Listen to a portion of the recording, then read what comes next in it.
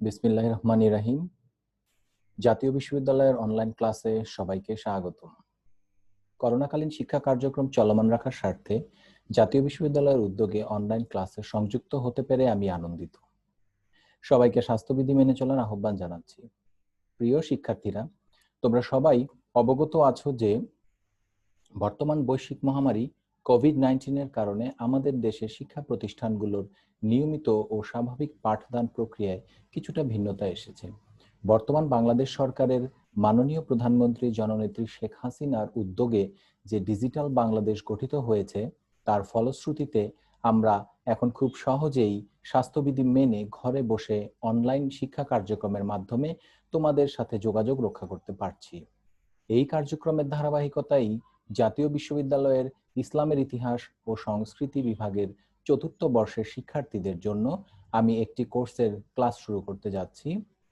আশা করছি তোমরা আমার লেকচারগুলোকে গ্রহণ করবে। প্রথমেই আমি আমার পরিচয় দিয়ে নিচ্ছি। আমি এস.এম. জাওয়াদুন নাহিন, বর্তমানে ঢাকার শেখ বোরহানউদ্দিন পোস্ট গ্রাজুয়েট কলেজের ইসলামের ইতিহাস ও সংস্কৃতি বিভাগের সহকারী অধ্যাপক এবং বিভাগীয় প্রধান হিসেবে কর্মরত আছি। অনার্স ৪র্থ বর্ষের ইসলামের ইতিহাস ও সংস্কৃতি বিভাগের শিক্ষার্থীদের জন্য আমি ২৪-১৬-০৯ কোর্স অর্থাৎ ভারতে মুসলিম প্রশাসনের ইতিহাস, সুলতানি ও মুঘল আমল এ বিষয়ে ধারাবাহিক আলোচনা করব। তোমরা এখানে দেখতে পাচ্ছ সবাই ২৪-১৬-০৯ যে কোর্স ভারতে মুসলিম প্রশাসন ব্যবস্থার ইতিহাস, এখানে যে ছবিটা দেখা যাচ্ছে এই ছবিতে জাতীয় বিশ্ববিদ্যালয় কর্তৃক প্রণীত সিলেবাস রয়েছে ২৪-১৬-০৯ কোর্সের history of Muslim administration in India sultanate and Mughal. এখানে আমরা প্রথম ক্লাসে সোর্সেস আলোচনা করেছি। আজকে আমরা যেই টপিকটি নিয়ে আলোচনা করব সেটি হচ্ছে relation of Delhi sultans with the caliphs, actual sovereign sultan, royal household. পূর্ববর্তী ক্লাসের মতোই আমি সিলেবাস অনুসারে যে ক্লাস বিভাজন সেটি তোমাদেরকে একটু দেখিয়ে দিচ্ছি। প্রথম ক্লাসের আলোচনা হয়ে গেছে অলরেডি। আশা করছি তোমরা সে বিষয়ে কিছুটা প্রস্তুতি নিয়েছো।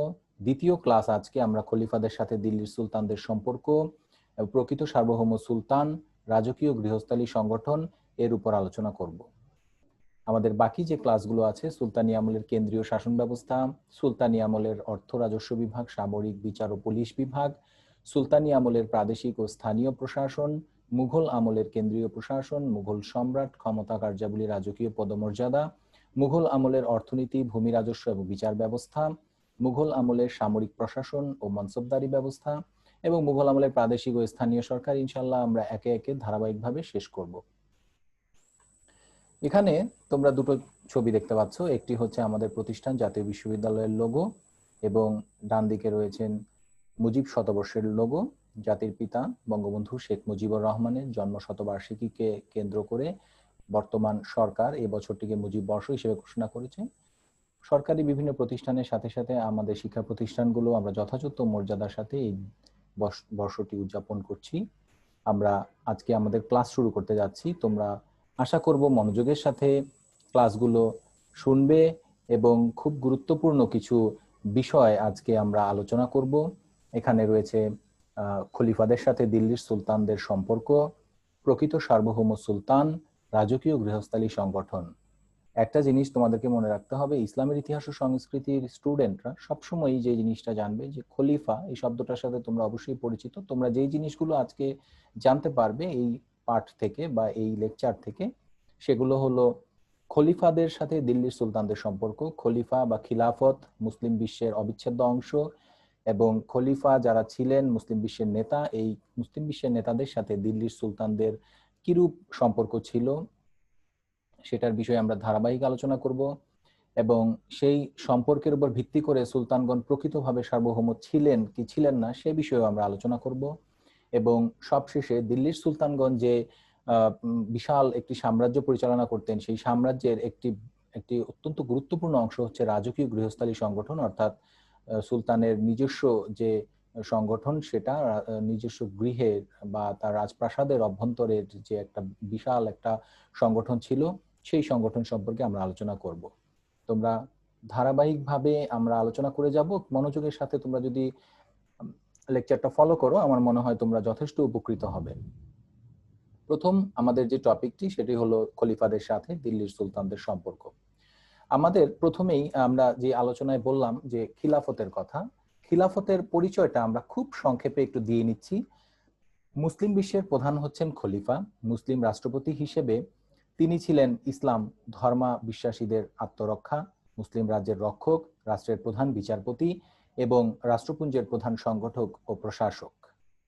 তিনি নবীর উত্তরাধিকারী, মুসলিম সমাজের প্রধান, ইসলাম ধর্ম এবং ইসলাম ধর্মবিশ্বাসীদের অধিনায়ক, মুসলিম জাতির নেতা ও শাসক। তার ক্ষমতা সীমিত ছিল কারণ ঐশ্বরিক আইন তিনি বাতিল করতে পারতেন না, তবে এই আইনের চূড়ান্ত ব্যাখ্যা কিন্তু তিনি দিতেন এবং এই আইন কার্যকর করা ছিল তার অন্যতম প্রধান কর্তব্য। তবে তিনি একজন ধর্মযাজক ছিলেন না, এটাকে আমরা নিশ্চিন্তে বলতে পারি যে খলিফা কিন্তু একজন ধর্মযাজক ছিলেন না। এখন আমরা যেটা দেখব যে মুসলিম বিশ্বে খিলাফত শুরু হয়েছে, তোমরা ইসলামের ইতিহাসে চতুর্থ বর্ষে পড়ো, নিশ্চয়ই তোমরা জানো যে মুসলিম বিশ্বের খিলাফত শুরু হয়েছে হযরত মুহাম্মদ সাল্লাল্লাহু আলাইহি ওয়াসাল্লামের ওফাতের পর থেকেই খোলাফায়ে রাশেদিনের যুগ শুরু হয়েছে। এবং আমরা দিল্লির সালতানাত যেটা আলোচনা করব, দিল্লির সালতানাত 1206 সালে শুরু হয়েছে। এই দিল্লির সালতানাতের যখন শুরু, সে সময়টায় মুসলিম বিশ্বে ছিল বাগদাদের আব্বাসী খিলাফত। এই আব্বাসীয় খিলাফতের প্রতি আনুগত্য প্রদর্শন দিল্লি সুলতানদের শাসন রীতির এক গুরুত্বপূর্ণ বৈশিষ্ট্য। মুসলিম আইনজ্ঞদের মতে সমগ্র মুসলিম বিশ্বই কিন্তু এক এবং অবিভাজ্য, এবং খলিফা হলেন সেই মুসলিম জগতের ধর্মীয় ও রাজনৈতিক প্রধান। তাই খলিফার অনুমতি ব্যতীত মুসলিম জগতের কোথাও কোনো স্বাধীন রাষ্ট্রের উৎপত্তি সম্পূর্ণ অবৈধ হিসেবেই আমরা বুঝে থাকি। আব্বাসীয় খিলাফতের দুর্বলতার যুগেও খিলাফতের ভৌগোলিক সীমানায় যে সকল স্বাধীন মুসলিম রাজবংশের উৎপত্তি হয়েছিল, তারা প্রায় সকলেই এই খিলাফতের প্রতি আনুগত্য প্রদর্শন করতেন। খিলাফতের প্রতি স্বাধীন মুসলিম নরপতিদের এই চিরাচরিত মনোভাব দিল্লির সুলতানগণও অনুসরণ করতেন। আমরা দেখব যে আব্বাসীয় যে খিলাফত ছিল 750 থেকে 1258 সাল পর্যন্ত, এই সময়ে দিল্লির যে সুলতানি আমল, আমরা বারবারই আলোচনা করছি এই সুলতানি আমলের শাসকদের সাথে তাদের কেমন সম্পর্ক ছিল। তবে তার আগে আমাদেরকে অবশ্যই সুলতানি আমলের যে আগের যে অধ্যায়টি অর্থাৎ প্রাক সুলতানি আমল, এই প্রাক সুলতানি আমল সম্পর্কে আমাদেরকে একটু জানতে হবে। এরপর আমরা ধারাবাহিকভাবে জানবো সুলতানি আমলের যে 5টি বংশ রয়েছে, দাস বা মামলুক বংশ, খলজি বংশ, তুঘলক বংশ, সৈয়দ বংশ এবং লোদি বংশ, এদের সম্পর্কে আমরা ধারাবাহিকভাবে জানব। প্রথমেই আমরা প্রাক সুলতানি আমলে একটু আলোচনা করি। অর্থাৎ ভারতবর্ষে যখন সুলতানি আমল শুরু হয়নি তার আগেও কিন্তু আমরা বেশ 3টা ধাপ পেয়ে থাকি। একটি হচ্ছে মুহাম্মদ বিন কাসিম, যিনি সিন্ধু বিজয় করেছিলেন 711 এবং 12 খ্রিস্টাব্দের সময়কালে। সেই সময় ছিল মুসলিম বিশ্বে উমাইয়া খিলাফত। এই উমাইয়া খিলাফতের যিনি সেই সময় খলিফা ছিলেন তিনি হচ্ছেন খলিফা আল ওয়ালিদ। তিনি একজন উচ্চাকাঙ্ক্ষী এবং বিজেতা শাসক ছিলেন। 3 মহাদেশ ব্যাপী সেই সময় উমাইয়া খিলাফতের বিস্তার হয়েছিল এবং তিনি মুহাম্মদ বিন কাসিমকে পাঠিয়েছিলেন ভারতবর্ষের বিজয় করার জন্য। এবং সিন্ধু বিজয়ের পর মোহাম্মদ বিন কাসিম অবশ্যই এখানে খুব বেশি দিনই সময় পাননি প্রশাসন দাঁড় করানোর জন্য। এবং মোহাম্মদ বিন কাসিমের পর দীর্ঘ প্রায় অনেক বছর পর, 200 বছরের অধিক কাল সময় পর, আমরা ভারতবর্ষে পুনরায় দেখি যে গজনি বংশের সুলতান সুলতান মাহমুদ তিনি কিন্তু ভারতবর্ষে এসেছিলেন এবং তিনি ভারতবর্ষে 17 বার অভিযান পরিচালনা করেছেন। তোমরা এই বিষয়গুলো নিশ্চয়ই জানো। এবং তিনি 17 বার ভারত অভিযান করেছিলেন। তিনি কিন্তু তৎকালীন আব্বাসীয় খলিফা আল কাদির বিল্লাহ তার কাছে কিন্তু আনুগত্য স্বীকার করেছিলেন এবং খলিফা কিন্তু সুলতান মাহমুদকে উপাধি দিয়েছিলেন ইয়ামিনুদ্দৌলা। আচ্ছা, এরপর আমরা যেটা দেখব যে একদম আমরা দিল্লি সালতানাতের শুরুর দিকে চলে এসেছি। সেই সময় মোহাম্মদ ঘুরি 1192 সালে দ্বিতীয় তরাইনের দ্বিতীয় যুদ্ধে তিনি জয়লাভ করেন এবং জয়লাভ করে ভারতবর্ষে কিন্তু ভারতবর্ষের যে উত্তর পশ্চিম অংশটি তিনি মুসলমানদের অধীনে নিয়ে আসেন। এবং তিনি যখন মারা যান 1206 সালের সময় থেকেই ভারতবর্ষে কিন্তু স্বাধীন সুলতানি আমলের যাত্রা শুরু হয়। মুহাম্মদ ঘুরিও কিন্তু তিনি খলিফার আনুগত্য স্বীকার করেছিলেন। দাস বংশের আলোচনায় আমরা চলে আসি, যেখান থেকে আমাদের সুলতানি আমল শুরু। দিল্লি সালতানাতের প্রতিষ্ঠাতা ছিলেন কুতুবউদ্দিন আইবেক। তোমরা অনেকেই জেনে থাকবে যে কুতুবউদ্দিন আইবেক কিন্তু ছিলেন মুহাম্মদ ঘুরির একজন কৃতদাস। অবশ্য মুহাম্মদ ঘুরি তাকে দাসমুক্তি সনদ দিয়েই দিল্লির শাসনের ভার দিয়েছিলেন। তার জীবিত অবস্থায় কুতুবউদ্দিন আইবেক নিজেকে স্বাধীন বলে ঘোষণা করেননি, কিন্তু পরবর্তী সময়ে কুতুবউদ্দিন আইবেক অর্থাৎ 1206 সালে মোহাম্মদ ঘুরির মৃত্যুর পর নিজেকে স্বাধীন সুলতান হিসেবে ঘোষণা করেছিলেন। এবং তিনি সিংহাসনে বসার পর মুসলিম জগতের রীতি ও ধর্মীয় বিশ্বাসকে অনুসরণ করে খিলাফতের প্রতি তার আনুগত্য প্রদর্শন করেন। কিন্তু একটা বিষয় এখানে গুরুত্বপূর্ণ যে তিনি কিন্তু খলিফা কর্তৃক সরাসরি স্বীকৃতি পাননি, এই বিষয়টা আমাদেরকে খেয়াল রাখতে হবে। এই বংশের তৃতীয় শাসক ছিলেন সুলতান ইলতুৎমিশ। তিনি 1211 সাল থেকে 1236 সাল পর্যন্ত ভারতে শাসন করেছেন সুলতান হিসেবে। তিনি কিন্তু আনুষ্ঠানিকভাবে প্রথম আব্বাসীয় খলিফা আল মুস্তানসির বিল্লাহের কাছ থেকে স্বীকৃতি পেয়েছিলেন। আমরা দেখব যে মুসলিম বিশ্বে এই যে শাসকরা ছিলেন তাদের খলিফার কাছ থেকে স্বীকৃতি পাওয়াটা কেন গুরুত্বপূর্ণ। ইলতুৎমিশ যে সরকারি স্বীকৃতি লাভ করেছিলেন সুলতান ইলতুৎমিশ, এটি দিল্লি অধিবাসীদের নিকট অত্যন্ত আনন্দ এবং গৌরবের একটি বিষয় ছিল।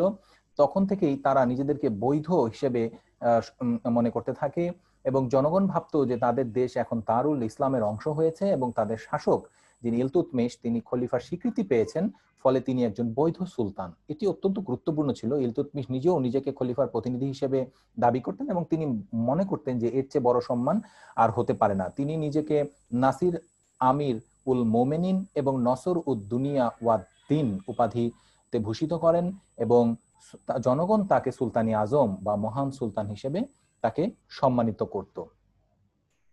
এরপর আমরা দেখি যে সুলতান ইলতুৎমিশের পর বাগদাদের খলিফাদের সাথে সুলতানদের আর সম্পর্ক স্থাপিত না হলেও এই বংশের শাসকগণ নিজেদেরকে খলিফার সাহায্যকারী হিসেবে ঘোষণার যে রীতি সেটি বজায় রাখেন। 1258 খ্রিস্টাব্দে আব্বাসীয় খিলাফতের যখন পতন হয়, দিল্লির সুলতানগণ তখন 1258 খ্রিস্টাব্দের শেষ যিনি খলিফা ছিলেন আব্বাসী খলিফা, খলিফা আল মুস্তাসিম বিল্লাহ, তার প্রতি আনুগত্য প্রদর্শন করেন এবং মুদ্রায় তার নামাঙ্কন করেন। খলজি শাসন আমলে আমরা চলে যাই দ্বিতীয় সুলতানি আমলের দ্বিতীয় রাজবংশ খলজি আমল। এই খলজি আমল শুরু হয় 1290 সালে, শেষ হয় 1320 সালে এবং খলজি আমলের সুলতান জালালউদ্দিন ফিরোজ 1290 থেকে 96 সাল পর্যন্ত তিনি ক্ষমতাসীন ছিলেন। তার মৃত্যুর পর মৃত শেষ আব্বাসীয় খলিফার নাম মুদ্রা হতে অবলুপ্ত হয়, অর্থাৎ দাসবংশের সময়কালে যে ধারাটা শুরু হয়েছিল সে ধারাটি কিন্তু এ সময় এসে অবলুপ্ত হয়ে যায়। এর পরবর্তী সময়ে কোনো খলিফার নাম উল্লেখ না করে শুধু খলিফার সাহায্যকারী নাসিরি আমিরুল মোমিনিন এই উপাধিটি ব্যবহার করা হয়। আমরা চলে আসছি যে খলজি বংশের একজন গুরুত্বপূর্ণ শাসক আলাউদ্দিন খলজি, সুলতান আলাউদ্দিন খলজি। তিনি নিজেকে ইয়ামিনুল খিলাফত অর্থাৎ পূর্ববর্তী যে উপাধি ছিল সেখানে ইয়ামিনুল খিলাফত অংশটি সংযুক্ত করেন এবং সমসাময়িক লেখক আমির খসরু আর হাসান সুলতানকে কিন্তু খলিফা উপাধিতে ভূষিত করেছিলেন। এখানে একটা জিনিস আমাদের একটু আলোচনা না করলেই নয় যে আমির খসরু অত্যন্ত গুরুত্বপূর্ণ। আমরা প্রথম ক্লাসের আলোচনায় বারবারই বলেছিলাম যে তিনি কিন্তু একজন তখনকার সময়ের সচক্ষে দেখেছেন, ইতিহাসকে বর্ণনা করেছেন। তারা খলিফাকে খলিফাই আহদ, বিশেষ করে আমির খসরু খলিফাকে খলিফাই আহদ, ইমামি আহদ, খলিফাই জামান ইত্যাদি উপাধিতে ভূষিত করেন তার বিভিন্ন লেখায়। তবে সুলতান আলাউদ্দিন খলজি কিন্তু সরকারিভাবে নিজেকে খলিফা হিসেবে ঘোষণা করেননি। তিনি তার মধ্যে একটা দ্বিধা কাজ করেছিল, কিন্তু তাকে খলিফা বলা যাবে না এই বিষয়ে তিনি কোনো নিষেধ করেননি। পরোক্ষ এবং নীরব যে সমর্থন এটি লাভ করেই এ সময় আমরা দেখি যে সমসাময়িক লেখক আমির খসরু এবং হাসান তারা তাদের রচনাবলিতে সুলতান আলাউদ্দিনকে কিন্তু খলিফা হিসেবে উপাধিতে ভূষিত করেছিলেন এবং রাজধানীকে সে সময় বলা হতো দারুল ইসলাম, অর্থাৎ এটি ছিল মুসলিম সাম্রাজ্যের কেন্দ্র এবং সকল ধরনের সবচেয়ে গুরুত্বপূর্ণ কর্মস্থল। এরপর সুলতান আলাউদ্দিন খলজির পুত্র কুতুবউদ্দিন মুবারক শাহ যখন ক্ষমতায় বসেন, তিনি 1316 থেকে 1320 সাল পর্যন্ত ক্ষমতায় ছিলেন এবং 1317 সালে তিনি মুদ্রায় নিজেকে খলিফা হিসেবে ভূষিত করেন। আমরা চলে আসি খলজি বংশের পর গুরুত্বপূর্ণ মুসলিম বিশ্বের আরো একটি দিল্লি সালতানাতের গুরুত্বপূর্ণ বংশ তুগলক শাসনামল। এই তুগলক শাসনামল 1320 থেকে 1414 সাল পর্যন্ত ক্ষমতায় ছিল। তুগলক বংশের প্রতিষ্ঠাতা ছিলেন সুলতান গিয়াসউদ্দিন তুগলক। তিনি 1320 থেকে 1325 সাল পর্যন্ত ক্ষমতাসীন ছিলেন এবং তিনি পূর্বের মতোই নাসিরি আমিরুল মুমিনিন এই উপাধিটি গ্রহণ করেছিলেন। আমরা দেখি যে তুগলক বংশের যে দ্বিতীয় শাসক ছিলেন সুলতান মুহাম্মদ বিন তুগলক, 1325 থেকে 1351 সাল পর্যন্ত তিনি ক্ষমতাসীন ছিলেন এবং তার মন্ত্রী কুতলুক খান তার পরামর্শে তিনি কায়রোতে, অর্থাৎ তোমরা হয়তো জেনে থাকবে যে 1258 সালে যখন 1258 সালে আব্বাসী খিলাফতের পতন হয়ে গেল, এরপরে মুসলিম বিশ্বের খিলাফত কায়রোতে মামলুক বংশের সুলতানদের হাতে স্থানান্তরিত হয়। সেখানেই আব্বাসীয় খলিফারা তাদের খিলাফত পরিচালনা করতেন।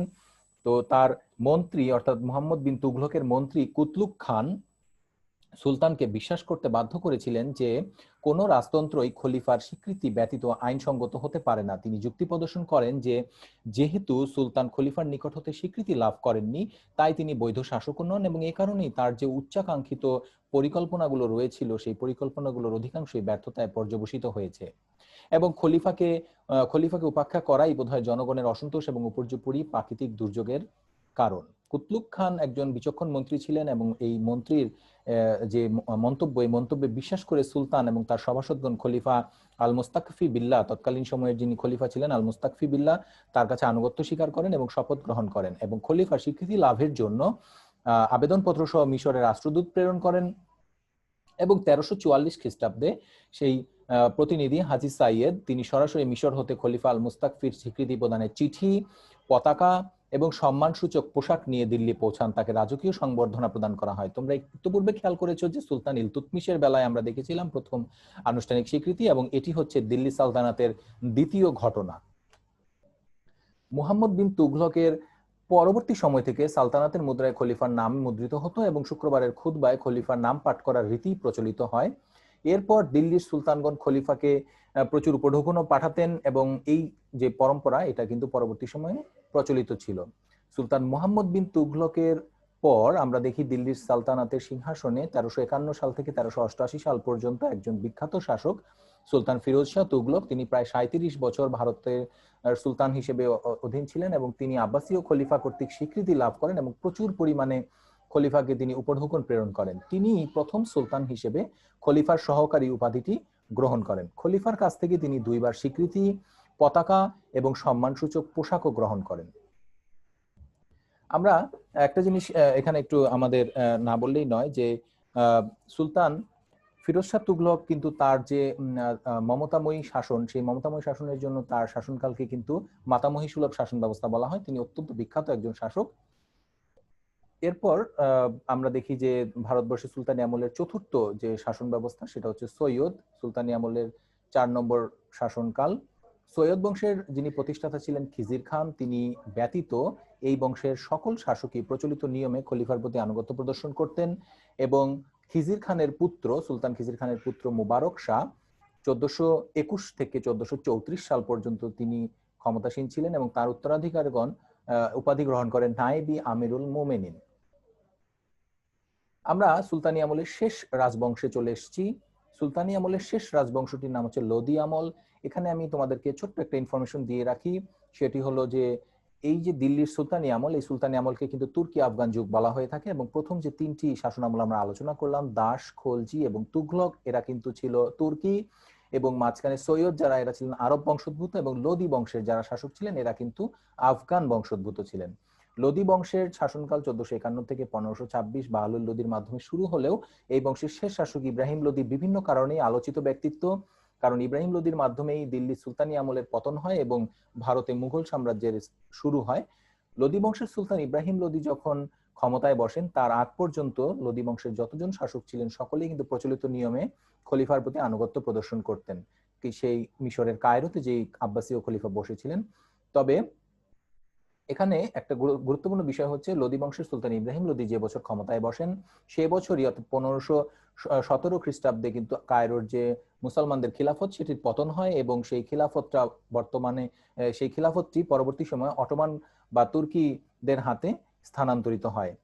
তো ইব্রাহিম লোদি ছিলেন দিল্লি সালতানাতের শেষ শাসক। তিনি তুর্কি খিলাফতের প্রতি কোনো আগ্রহী প্রকাশ করেননি, ফলে আমরা দেখতে পাই যে সেই শাসন ব্যবস্থা কিন্তু আব্বাসীয় খলিফাদের প্রতিও যেমন তিনি কোনো রকম আনুগত্য স্বীকার করেননি, এবং পরবর্তী সময়ে তিনি তুর্কি শাসকদের প্রতিও কোনো আনুগত্য স্বীকার করেননি। তো আমরা এই পর্যন্ত যে বিষয়গুলো আলোচনা করলাম, যে আব্বাসীয় খলিফাদের সাথে দিল্লির সুলতানদের সম্পর্ক, এই সম্পর্কে কখনো সুলতানরা অনুগত হয়েছেন, কখনো সুলতানরা অনুগত হননি। তো এখানে যে আনুগত্য অনানুগত্যের প্রশ্ন, সেই প্রশ্ন থেকে আমরা দেখতে চাচ্ছি যে এখন দিল্লি সুলতানরা কি আসলে প্রকৃতভাবে সার্বভৌম ছিলেন কিনা। আমরা দেখব যে দিল্লি সুলতানগণের সার্বভৌমত্ব, মুসলিম বিশ্বের সার্বভৌমত্বের মালিক হচ্ছেন একমাত্র আল্লাহ তাআলা, এবং খলিফা আল্লাহর প্রতিনিধি হিসেবে আল কোরআন ও সুন্নাহর আলোকে সাম্রাজ্য শাসন করেন। সুলতানগণ হলেন খলিফার প্রতিনিধি। মুসলিম বিশ্বের কোনো রাজতন্ত্র এই খলিফার স্বীকৃতি ছাড়া বৈধ হতে পারে না। এবং সুলতান কোনো রাজতন্ত্রই যেমন বৈধ হতে পারে না। এবং পরবর্তীতে আমরা যেটা দেখব যে দিল্লির সালতানাত খিলাফতের অংশ হলেও প্রকৃতপক্ষে তা ছিল স্বাধীন রাষ্ট্র। বাগদাদের খিলাফতের শেষ সময়ে প্রতিষ্ঠিত এই শাসন ব্যবস্থাটি খলিফার প্রতি মৌখিক আনুগত্য ও উপঢৌকনের মধ্যেই সীমাবদ্ধ ছিল। কার্যত দিল্লির সুলতানগণ ছিলেন স্বাধীন এবং সার্বভৌম ক্ষমতার উৎস, এবং খিলাফতের প্রতি তাদের আনুগত্য ছিল চিরাচরিত প্রথার প্রকাশ মাত্র। এতে সুলতানের সার্বভৌমত্ব ক্ষুণ্ণ হয়নি। দিল্লির সুলতানগণ ছিলেন সর্বময় ক্ষমতার উৎস। খলিফার প্রতি যে আনুগত্য প্রদর্শন, সে কারণে এটার উদ্দেশ্য ছিল যে এই আনুগত্য মুসলিম জগতের চিরাচরিত একটি প্রথার বাহ্যিক প্রকাশ, এবং দিল্লির সুলতানগণ খলিফার নামে বিভিন্ন সময়ে তারা সম্মানিত এবং বিপদমুক্ত থাকতেন। আমরা দেখি যে দিল্লির সুলতানগণ যখন খিলাফতের প্রতি যখন আনুগত্য প্রকাশ করতেন, তখন কিন্তু দিল্লির জনগণও কিন্তু খলিফাকে একজন বৈধ খলিফা হিসেবে মেনে নিত। সুলতানের ক্ষমতা এবং কার্যাবলী আমরা কিছু আলোচনা এখানে নিয়ে এসেছি। সেই সুলতানের ক্ষমতা এবং কার্যাবলীর মধ্যে তোমরা খেয়াল করবে যে খলিফার আনুগত্য স্বীকার করার পরও দিল্লির সালতানাত ছিল একটি স্বাধীন প্রতিষ্ঠান। সুলতান সার্বভৌম ক্ষমতার অধিকারী ছিলেন। শাসন ব্যবস্থা ছিল একনায়কতান্ত্রিক বা অনেকটাই স্বেচ্ছাচারী। সুলতান একই সময়ে রাষ্ট্রপ্রধান, সামরিক বাহিনীর সর্বাধিনায়ক, বিচারক ও ধর্মীয় প্রধান ছিলেন। সুলতান ছিলেন অবাধ ক্ষমতাধর, কারো অধীন তিনি ছিলেন না, এবং তিনিই ছিলেন সকল শাসন ব্যবস্থার কেন্দ্রবিন্দু। একজন বিখ্যাত ঐতিহাসিক IH কুরেশি তার গ্রন্থ the administration of the sultanate of Delhi, এই গ্রন্থে সুলতানের যে কর্তব্য এবং দায়িত্ব সেই প্রসঙ্গে কিছু পয়েন্ট আউট করেছেন। সেগুলো হলো, সুলতানের যে সকল কর্তব্য দায়িত্ব ছিল তার মধ্যে উল্লেখযোগ্য হচ্ছে ধর্মীয় বিশ্বাসকে রক্ষা করা, প্রজাদের পারস্পরিক ঝগড়া বিবাদ নিষ্পত্তি করা, মুসলিম রাজ্য রক্ষা করা, ভ্রমণকারীদের জন্য রাস্তা নিরাপদ করা, অপরাধ সম্বন্ধীয় নিয়মাবলী বলবৎ করা, সম্ভাব্য আক্রমণ হতে সাম্রাজ্যের সীমান্তকে রক্ষা করা, ইসলামের বিরোধিতাকারীদের বিরুদ্ধে জিহাদ পরিচালনা করা, নির্ধারিত কর আদায় করা, রাষ্ট্রের শাসন কার্য পরিচালনার জন্য কর্মচারী নিয়োগ করা, জনগণের সঙ্গে ব্যক্তিগত যোগাযোগ রক্ষা করা। এছাড়াও সুলতানের অনেক কার্যাবলী ছিল। আবার আমরা আলোচনায় বলতে পারি যে সুলতানের কিছু কিন্তু সীমাবদ্ধতাও ছিল, যে বিষয়গুলো অবশ্যই আমাদেরকে আলোচনায় আনতে হবে। যে সুলতানগণ সার্বভৌম হলেও তাদেরকে কতগুলো বিষয়ে সীমাবদ্ধতা মেনে চলতে হতো। যেমন সুলতানগণ সভ্য সরকারোচিত কতগুলো নীতি মেনে চলতে হতো। তাদেরকে বিভিন্ন শ্রেণীর জন্য ন্যায় বিচারের মান একই রকম ভাবে তাদেরকে বজায় রাখতে হতো। ব্যক্তিগত জীবনে সুলতানগণ নিষ্ঠাবান মুসলমানদের মতো জীবনযাপন না করলেও তারা শাস্ত্রীয় আচার অনুষ্ঠান, উপাসনা পদ্ধতির প্রতি লোক দেখানো, সম্মান প্রদর্শনে বাধ্য ছিলেন। জনগণের প্রতি তাদের এই কমিটমেন্টটা ছিল। অলৌকিক মাহাত্ম্য ও মহিমা বজায় রাখার জন্য সুলতানদের বদান্যতা ও উদার্যের একটি সুনির্দিষ্ট নীতি মেনে চলতে তারা বাধ্য হতেন। সুলতানরা নিজস্ব সেনাবাহিনী এবং আমিরদের মোটা অঙ্কের বেতন দিতেন এবং প্রজাসাধারণের প্রতি উদার মনোভাব দেখাতেন। এর বাইরে তারা আর কিছুই করতে পারতেন না। অর্থাৎ জনগণ এবং তার দরবারকে তিনি তার পক্ষে রাখার জন্য তাকে কিন্তু কিছু কাজ করতে হতো, যেগুলো তিনি পছন্দ না করলেও তাকে সেগুলো মেনে চলতে হতো। আমরা এই আলোচনার প্রসঙ্গেই একটি ছোট্ট বিষয় একটু বলে নিচ্ছি যে সালতানাতের মৌলিক বৈশিষ্ট্যগুলো কি কি ছিল। খুব সংক্ষেপে আমরা যদি বলি যে সালতানাতের মৌলিক বৈশিষ্ট্য ছিল বিভিন্ন শাসন ব্যবস্থার সংমিশ্রণ। আমরা দেখেছি যে আব্বাসীয় খিলাফতের বিভিন্ন বৈশিষ্ট্য কিন্তু দিল্লির সুলতানরা তাদের শাসন ব্যবস্থায় প্রয়োগ করেছেন। ভবিষ্যতে আমরা পরবর্তী ক্লাসে যখন দিল্লি সুলতানি আমলের কেন্দ্রীয় প্রশাসন পড়ব, তখন আমরা এগুলো আরো বিস্তারিতভাবে জানতে পারবো। এরপর সুলতানের ক্ষমতা এবং কার্যাবলী, সুলতানরা সীমিতভাবে আইন ব্যাখ্যা করতে পারলেও আইন পরিবর্তন করতে পারতেন না। শরীয়ত বিরোধী কোনো ডিসিশন তারা নিতে পারতেন না। রাজ্যের সুশাসন প্রতিষ্ঠা এবং বহিঃশত্রুর আক্রমণ ঠেকাতে তারা শক্তিশালী কেন্দ্রীয় সরকার প্রতিষ্ঠা করতে বাধ্য ছিলেন। প্রজাহিতৈষী শাসক হিসেবে তাদেরকে নিজেদেরকে প্রমাণ করতে হতো। এই বিষয়ে তারা স্বেচ্ছাচারী হলেও অনেকটা জনকল্যাণমূলক শাসন ব্যবস্থা কায়েম করা তাদের একটা তাদের এখানে আমরা যেটা বলতে পারি যে তাদের প্রয়োজন ছিল নিজেদের স্বার্থের জন্যই। যে এছাড়াও তারা জনস্বার্থ সংরক্ষণ করতে বাধ্য ছিলেন। রাস্তাঘাট, সরাইখানা, মসজিদ, মাদ্রাসা এবং অন্যান্য শিক্ষা প্রতিষ্ঠান স্থাপন, জ্ঞান বিজ্ঞানের পৃষ্ঠপোষণ ইত্যাদির মাধ্যমে তারা তাদের প্রজাহিতৈষী যে মনোভাব সেটার পরিচয় প্রদান করতেন। ধর্মীয় স্বাধীনতা, অমুসলমানদের প্রতি উদারতা প্রদর্শন ছিল সুলতানি শাসন নীতির একটি অন্যতম বৈশিষ্ট্য। সবাই ধর্মীয় স্বাধীনতা ভোগ করত এবং সরকারি চাকুরিতে নিযুক্ত হতে পারত। ন্যায়নীতির ভিত্তিতে শাসন, সুলতানি শাসন ব্যবস্থা ন্যায়নীতির ওপর প্রতিষ্ঠিত ছিল। আইন ছিল সবার জন্য সমান। নিরপেক্ষ বিচার ব্যবস্থার মাধ্যমে সুলতানরা জনগণের অধিকার সংরক্ষণ করতেন এবং সুলতান নিজেও কিন্তু আইনের ঊর্ধ্বে ছিলেন না। আমরা মুসলমানদের যে খিলাফত, এই খিলাফতের আমলেও আমরা দেখতে পেয়েছিলাম যে খলিফারাও নিজেদেরকে আইনের ঊর্ধ্বে ভাবতেন না কখনোই, এবং দিল্লির সুলতানগণও কিন্তু কখনোই তারা আইনের ঊর্ধ্বে ছিলেন না। এবার আমরা আমাদের যে তৃতীয় যে আলোচনার বিষয়বস্তু, দিল্লি সালতানাতের রাজকীয় গৃহস্থালী সংগঠন, এই বিষয়ে আমরা একটু ধারাবাহিক আলোচনা করব। রাজকীয় গৃহস্থালী সংগঠন, আমি প্রথমেই তোমাদেরকে বলেছি যে দিল্লি সালতানাতের রাজকীয় প্রদর্শনী, আড়ম্বর, উৎসবাদি পরিচালনার জন্য এবং রাজপরিবারের তত্ত্বাবধানের জন্য উচ্চ এবং নিম্নপদস্থ কর্মচারীদের দ্বারা রাজকীয় গৃহস্থালী সংগঠন গঠিত ছিল। এটি ছিল দিল্লি প্রশাসন ব্যবস্থার একটি অন্যতম শাখা। এই শাখায় রাজকীয় গৃহস্থালী সংগঠনের মধ্যে অসংখ্য প্রতিষ্ঠান ছিল, যে প্রতিষ্ঠানগুলো সম্পর্কে আমাদেরকে এখন ধারাবাহিকভাবে একটু আলোচনা করতে হবে। আমরা যদি এক এক করে দেখি, আমরা অনেকগুলো প্রতিষ্ঠান এখানে আমরা পাবো। সেই প্রতিষ্ঠানগুলো তোমরা একটু মনোযোগ সহকারে যদি শোনো, তাহলে আশা করি তোমাদের জন্য মানে প্রশ্নের উত্তর যখন তোমরা লিখবে তখন তোমাদের জন্য সুবিধা হবে। প্রথম আমরা যাকে পাবো তার নাম হচ্ছে, প্রতিষ্ঠানের নাম হচ্ছে ওয়াকিলিদার ব্যক্তি, এবং রাজকীয় গৃহস্থালী সংগঠনের সর্বাপেক্ষা উচ্চপদস্থ কর্মকর্তা ছিলেন তিনি। তিনি রাজকীয় গৃহস্থালীর সকল সংগঠনকে নিয়ন্ত্রণ করতেন এবং সুলতানের ব্যক্তিগত কর্মচারীদের বেতন ভাতাও প্রদান করতেন।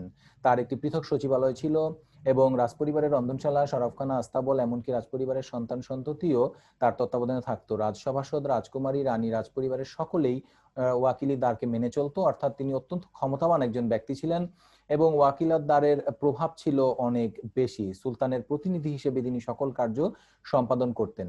আমরা তাকে নাইবি ওয়াকিলিদারও বলা হতো, কারণ একজন সম্ভ্রান্ত ব্যক্তি সুলতানি আমলে ওয়াকিলিদারকে সক্রিয়ভাবে সহযোগিতা করতেন, যিনি তার সহকারী ছিলেন তিনি নাইবি ওয়াকিলিদার নামে পরিচিত ছিলেন। দ্বিতীয় ব্যক্তি হিসেবে আমরা যাকে পাবো তার নাম হচ্ছে আমিরে হাজিব।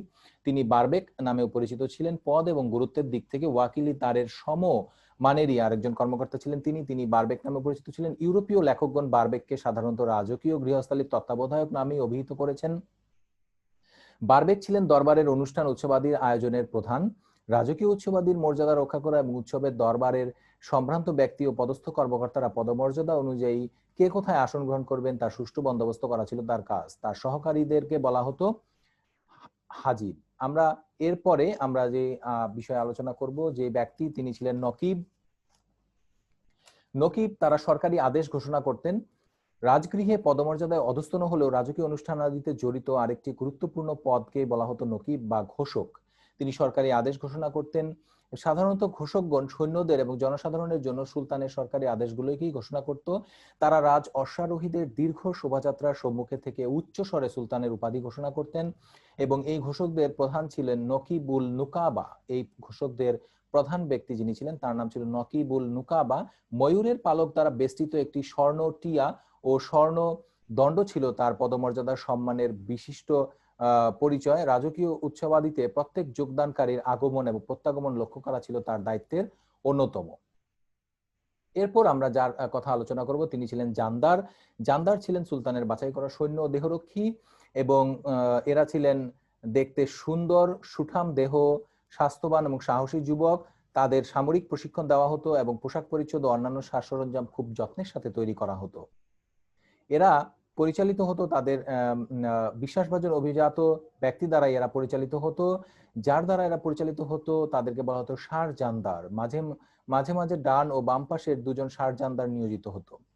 জানদারের পর আমরা আরো একজনকে পাই, তিনি হচ্ছেন শিলাদার, সুলতানের নিরাপত্তায় নিয়োজিত সশস্ত্র সৈনিক।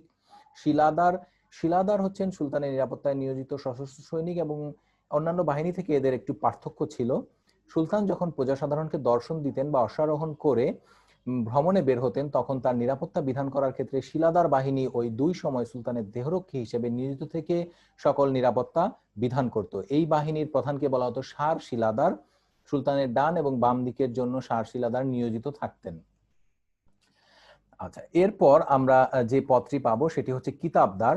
কিতাবদার হলেন সুলতানি আমলের সুলতানগণ, তারা জ্ঞান অনুসন্ধানী ছিলেন, জ্ঞানের পৃষ্ঠপোষকতা করতেন এবং রাজগৃহের অন্যতম অংশ ছিল রাজগ্রন্থাগার এবং এই রাজগ্রন্থাগারে জ্ঞানের বাহক কিংবা কিতাব অর্থাৎ জ্ঞানের বাহক যে কিতাব বা পুস্তক এগুলো পুঞ্জীভূত থাকতো লাইব্রেরিতে।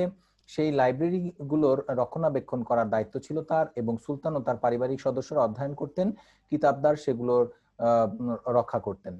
এরপর আমরা যাকে পাবো তার নাম হচ্ছে চাষনিগির। রাজকীয় গৃহস্থালীর একজন অধস্তন কর্মচারীর মধ্যে চাষনিগির ছিলেন অন্যতম।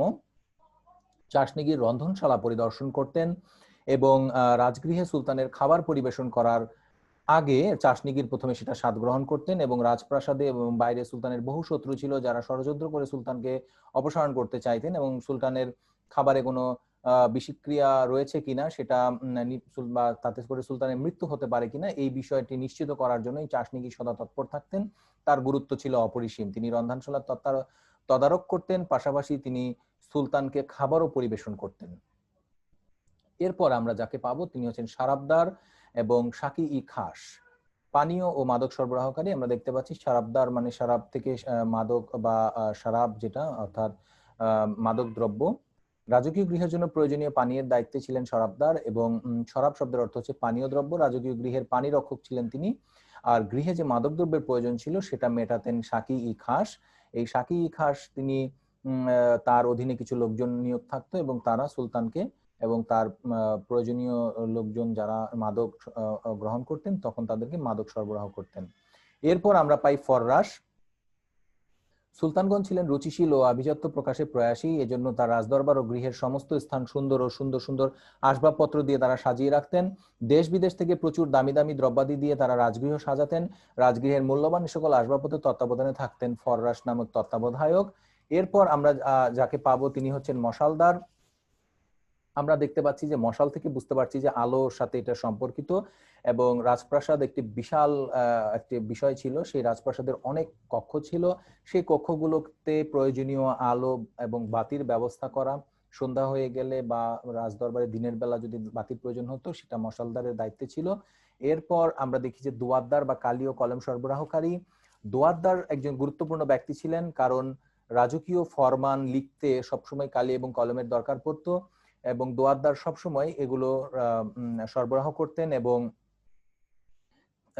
শুধু তাই নয়, এবং কালি ও কলম যে তৈরি করতেন তারাও কিন্তু এই দোয়াতদারের অধীনস্থ কর্মচারী ছিলেন। এরপর আমরা যাকে পাবো তার নাম হচ্ছে দবিরি সার। দবিরি সার ছিলেন রাজপ্রাসাদের নিবন্ধক। বাহলাহদার তিনি ছিলেন সুলতানের খাস তহবিল রক্ষক।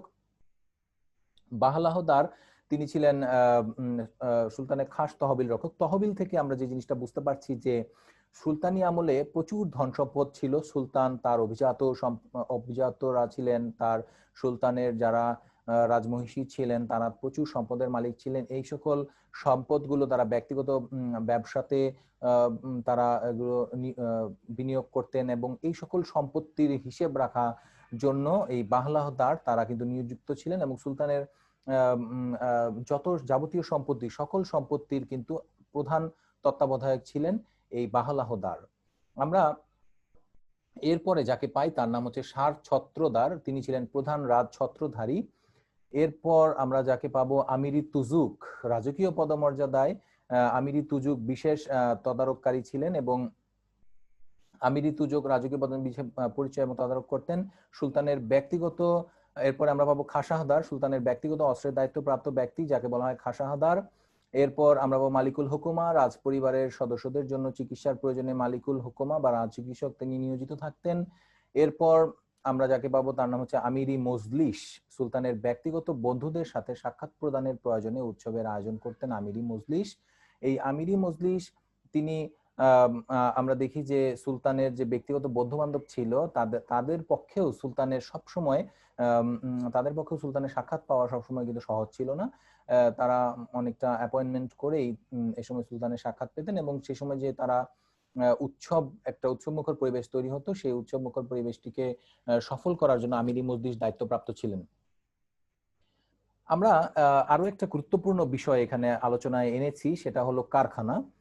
তোমরা ইতিপূর্বে যতগুলো আলোচনা দেখলে, এই আলোচনার যে রাজকীয় গৃহস্থালী সংগঠনের যে এত বিশাল একটি কাঠামো, এই বিশাল কাঠামোতে আমরা একটা জিনিস আমাদেরকে মনে রাখতে হবে যে রাজপরিবারের মতো যে একটি বৃহৎ প্রতিষ্ঠান, এই বৃহৎ প্রতিষ্ঠানে স্বাভাবিকভাবেই রসদ যোগানোর জন্য বিরাট একটি দপ্তরের প্রয়োজন ছিল। এই দপ্তরটিকেই বলা হতো কারখানা। এবং কারখানা এই সময় দুইটি শ্রেণীতে বিভক্ত ছিল, যাকে একটিকে বলা হতো রাতিবি, আরেকটিকে বলা হতো গায়ের রাতিবি। তো এই যে দুটি অংশ, এই রাতিবির মধ্যে কি কি ছিল এবং গায়ের রাতিবির মধ্যে কি কি ভাগ ছিল সেগুলো আমরা একটা একটা করে একটু নামগুলো একটু জেনে নেই। রাতিবির মধ্যে ছিল আবদারখানা, অর্থাৎ রাজপ্রাসাদের পানি সরবরাহের ব্যবস্থা, রন্ধনশালা। এরপরে হলো আলোবাতির বিভাগ, ইতরদারখানা সুগন্ধি সরবরাহ বিভাগ, পৈগা, আস্তাবল ও অশ্বের রক্ষণাবেক্ষণ, পিলখানা এবং হস্তি বিভাগ। আর গায়ের রাতিবির মধ্যে যে ভাগগুলো ছিল জমাদার খানা, তোষাখানা অর্থাৎ পোশাকের আলমারি, কিতাবখানা বা গ্রন্থাগার, এরপরে হলো সময় রক্ষক, ফররাশদার, এরপর রিকাবখানা অর্থাৎ জিন এবং ঘোড়ার যে সাজ পোশাকের জন্য যে বিভাগ ছিল, এরপর হলো সেলাইখানা, মণিমুক্তা এবং অলঙ্কারাদি বিভাগ ইত্যাদি। এরপর আমরা যেটা পাবো সেটা হলো আখুর বেগ। আখুর বেগ ছিলেন রাজ আস্তাবলের সর্বোচ্চ কর্মচারী এবং তিনি ছিলেন রাজ অসাধু তত্ত্বাবধানকারী। সুলতানি আমলের সুলতান যারা ছিলেন, শাসক ছিলেন, অভিজাত যারা ছিলেন, তাদের জন্য অশ্বের গুরুত্ব কিন্তু অস্বীকার করা যাবে না। যুদ্ধের প্রয়োজনে বিভিন্ন স্থানে যাতায়াতের প্রয়োজনে কিন্তু অশ্ব অত্যন্ত গুরুত্বপূর্ণ একটি ভূমিকা পালন করত। এই আখুর বেগ কিন্তু সে তত্ত্বাবধানে ছিলেন। এবং দ্বিতীয় অংশে যাকে আমরা বাবু শাহানা, এই ফিল নাম থেকেই তোমরা বুঝতে পারছো, ফিল মানে হচ্ছে হস্তি। তিনি ছিলেন হস্তি বাহিনীর তত্ত্বাবধায়ক। রাজকীয় অশ্বাদি এবং হস্তি দুটোই তৎকালীন সময়ে সুলতানি আমলে অত্যন্ত গুরুত্বপূর্ণ দুটি বাহন ছিল। এবং যুদ্ধ ছাড়াও সুলতান কখনো কখনো হস্তির পিঠে চড়েই কিন্তু তিনি তার সাম্রাজ্য পরিদর্শনে বেরোতেন। এর দুটোর গুরুত্ব অনেক বেশি। এরপর আমরা যাকে পাবো সেটি হচ্ছে আমিরি শিকার, নায়েবি আমিরি শিকার। এরা ছিলেন রাজকীয় শিকারের আয়োজনকারী। সুলতান এবং তার অভিজাত সম্প্রদায় যারা ছিলেন, তার বন্ধু বান্ধব সকলেই কিন্তু শিকার করতে পছন্দ করতেন এবং বড় বড় প্রাণী শিকার করতে পারলে, বিশেষ করে চিতাবাঘ, কুকুর, বাজপাখি, তারা কিন্তু বেশ অনেকটা বাহবা পেতেন। এবং এই বাহবা পাওয়ার জন্য অনেক সময় তারা প্রায় তারা শিকারের ব্যবস্থা করতেন। এবং আমিরি শিকার এবং নায়েবি শিকার তারা কিন্তু এই সকল বিষয়ে দায়িত্ব পালন করতেন। আমরা এরপর দেখতে পাই যে রাজকীয় উৎসবে রাজকর্মকর্তা এবং রাজপরিবারের সদস্যগণ তাদের পদমর্যাদা অনুযায়ী আসন গ্রহণ করতেন। যার যেই পদমর্যাদা রয়েছে সেই পদমর্যাদা অনুযায়ী তারা আসন গ্রহণ করতেন এবং সেখানে কেউ কারো আসন দখল করতেন না। আর গুরুত্বপূর্ণ একটি বিষয় ছিল যে রাজপরিবারের যারা মহিলা সদস্য ছিলেন, এই মহিলা সদস্যগণ তারা রাজনীতিতে কিন্তু কোনো প্রত্যক্ষ ভূমিকা পালন করতেন না, তবে তারা অতীব সম্মানের অধিকারী ছিলেন। জ্যেষ্ঠ যিনি রানী ছিলেন, সুলতানদের অনেক রানী ছিলেন, তাদের মধ্যে জ্যেষ্ঠ যিনি রানী ছিলেন, জ্যেষ্ঠা রানী, তাকে বলা হতো মালিকা ই জাহান এবং রানীমাতাকে বলা হতো মাখদুমাহ ই জাহান। এরপর আমরা আরো একটি গুরুত্বপূর্ণ অংশ যার কথা না বললেই নয়, কৃতদাস। এই কৃতদাসগণ ছিলেন রাজপরিবারের অখণ্ড অংশ। তারা দেশের শাসন ব্যবস্থাতে বিশেষ ভূমিকা পালন করত। কৃতদাসদেরকে আসলে অস্বীকার করার কোনো সুযোগ নেই। তো এখানে আমরা দেখতে পাচ্ছি যে দিল্লি সালতানাতের শাসন ব্যবস্থায় রাজকীয় গৃহস্থালী সংগঠনের যে ভূমিকা, এই ভূমিকার যদি আমরা যথাযথ মূল্যায়ন না করি, তাহলে আমাদের যে ইতিহাস পুনর্গঠন, এই ইতিহাস পুনর্গঠনে কিন্তু সত্যকে আমরা সঠিকভাবে জানতে পারবো না। ফলে রাজনৈতিক, সামাজিক এবং সাংস্কৃতিক দিক থেকে আমরা যদি বিবেচনা করি, সকল দিক বিবেচনা করে আমরা এক কথায় বলতে পারি যে রাজকীয় গৃহস্থালী সংগঠন এবং রাজদরবার ছিল দিল্লি সালতানাতের একটি প্রাণ কেন্দ্র। এই কারণে রাজকীয় যে গৃহস্থালী সংগঠন, এটির গুরুত্ব আমরা কিন্তু অস্বীকার করতে পারি না। তো এখানে আমি তোমাদের জন্য কিছু প্রয়োজনীয় গ্রন্থ রেখেছি। তার আগে তোমাদেরকে আমি একটা কথা একটু এখানে উল্লেখ করে দিচ্ছি। সেটা হলো, তোমরা সবাই অবগত আছো যে 2019 সালের অনার্স চতুর্থ বর্ষের এই যে কোর্সটি, ভারত মুসলিম প্রশাসন ব্যবস্থার ইতিহাস, সুলতান এবং মুঘল আমল, এটার পরীক্ষা ইতিমধ্যেই সম্পন্ন হয়েছে। এবং সেই পরীক্ষাতে এই যে দুটি বিষয় যথেষ্ট গুরুত্বের সাথেই তোমরা পড়বে। তথাপি এটা একটু বলে দিচ্ছি যে দুটো বিষয়, অর্থাৎ সুলতানদের সার্বভৌমত্ব এবং রাজকীয় গৃহস্থালী সংগঠন, দুটো প্রশ্নই পরীক্ষায় চলে এসেছে, বড় প্রশ্ন। তবে অবশ্যই গুরুত্বপূর্ণ, কারণ আমাদের অতি সংক্ষিপ্ত প্রশ্ন আছে এবং সংক্ষিপ্ত প্রশ্ন আছে। সেই দুটো প্রশ্নের বিবেচনায় এই রাজকীয় গৃহস্থালী সংগঠন এবং দিল্লি সালতানাতের যে সুলতানদের, খলিফাদের প্রতি যে দৃষ্টিভঙ্গি এবং সুলতানদের যে প্রকৃত সার্বভৌমত্ব, এগুলো খুবই গুরুত্বপূর্ণ বিষয়। তো এই বিষয়গুলো আলোচনার প্রয়োজনে তোমরা যে গ্রন্থগুলো সহযোগিতা নিতে পারো, এখানে কে এম আব্দুল আলিমের ভারতের মুসলিম শাসন ব্যবস্থার ইতিহাস, একই লেখকের ভারতের মুসলিম রাজত্বের ইতিহাস, আসগর আলীর মুসলিম প্রশাসন ব্যবস্থার ক্রমবিকাশ, ABM Habibullah the foundation of Muslim rule in India, KS লালের history of the Khaljis, Stanley Lane পুলের medieval India under Mohammedan rule, RC Majumdar, HC Raychaudhuri এবং KK দত্তর an advance history of India, Ishwari প্রাসাদের a short history of Muslim rule in India, একই লেখকের history of medieval India, V.A. স্মিথের the Oxford history of India, R.P. Tripathi some aspect of Muslim administration, I.H. কুরেশির administration of the sultanate of Delhi. এই গ্রন্থগুলো থেকে তোমরা প্রয়োজনীয় সহযোগিতা নিতে পারবে। তবে গত ক্লাসের মতো আমি আবারও বলছি, যদি ইংরেজি বইয়ে তোমাদের অনেক বেশি সমস্যা হয়, অবশ্যই তোমরা প্রথম যে বইটি রয়েছে প্রয়োজনীয় গ্রন্থ A.K.M. আব্দুল আলিমের ভারতের মুসলিম শাসন ব্যবস্থার ইতিহাস, এই গ্রন্থটি অন্তত তোমরা পড়ার চেষ্টা করবে।